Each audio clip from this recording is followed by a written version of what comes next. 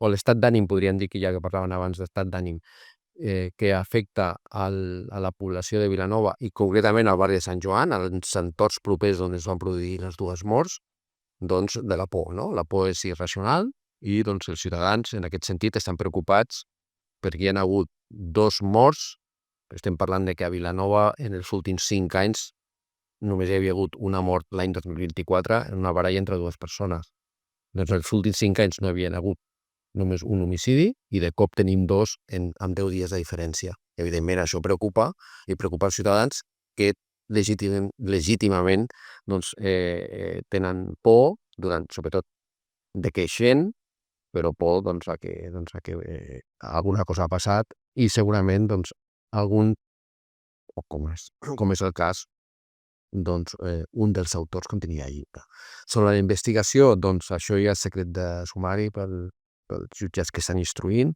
Està instruint la Divisió d'Investigació Criminal, concretament els companys que estan ubicats al grup d'homicidis de Sant Feliu de Llobregat, i doncs li puc dir que no sabem res de la investigació i jo crec que a més és bo que nosaltres no sapiguem quines línies d'investigació estan seguint, perquè entre altres coses és una investigació secreta i a nosaltres no comparteixen res d'aquesta investigació. En tot cas, sí que ens demanen a vegades que els acompanyem a fer alguna actuació doncs, referent a aquestes investigacions, però de com va o no ho sabem, això ho hauríem de consultar a un altre nivell.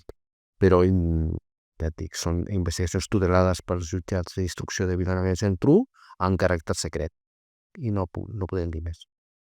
Únicament que compartim la preocupació a la inseguretat o a la por que puguin patir determinats veïns del barri de Sant Joan, amb els quals ja ens hem reunit i els hem explicat això mateix i els hem explicat quines accions de patrullatge estem fent recentment al barri de Sant Joan, tant nosaltres com la policia local. Recordo, fa un parell de setmanes ens vam reunir a l'Ajuntament, precisament amb l'alcalde de Vilanova, amb representants dels veïns i amb el cap de policia local i nosaltres, per doncs, explicar planerament allò que estàvem fent en referència a aquests 2 homicidis.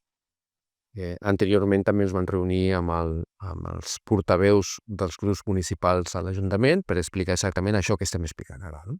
Per tant, el contacte s'està mantenint i bueno, estem desitjant que la Divisió d'Investigació Criminal pugui culminar la seva investigació i descansar sobre aquesta situació. Hem incrementat la nostra presència al barri, s'ha planificat controls i patrullatge dinàmic i saturació a determinades hores i sobretot s'ha fet per rebaixar la sensació subjectiva d'inseguretat, perquè no tenim dades, més enllà dels homicidis, de que hi hagi un increment delinqüencial en el barri. Al contrari, en el barri de Sant Joan les dades són molt positives, són de les millors de Vilanova.